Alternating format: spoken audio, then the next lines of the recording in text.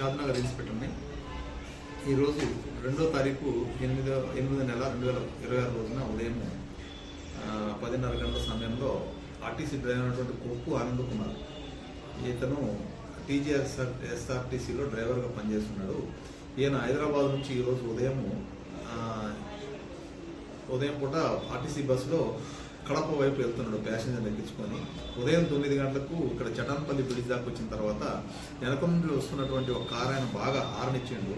ఆ car number TS15S 4776 గల దాని డ్రైవర్ అతివేగంగా నడుపుకుంటూ వచ్చేసి బాగా హార్న్ కొడుతుండు.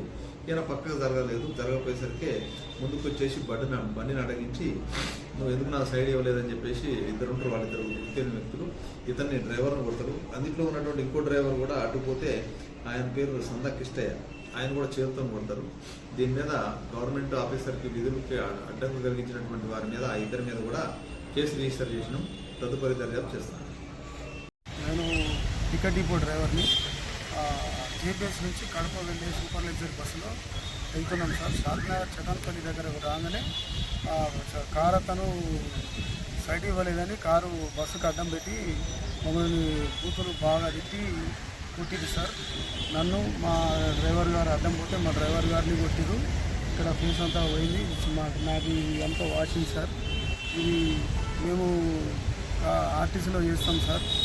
మమ్మల్ని ఈ విధంగా రోడ్డు మీద కూడా మమ్మల్ని కొడుతున్నారు సార్. మీరు ఏదో రకంగా మమ్మల్ని చూడండి సార్. ఇబ్బందులు అవుతున్నాయి సార్. ఇప్పుడు పోయే బస్సుకు మా మేనేజ్మెంట్ మాకు సపోర్ట్ చేస్తుంది సార్.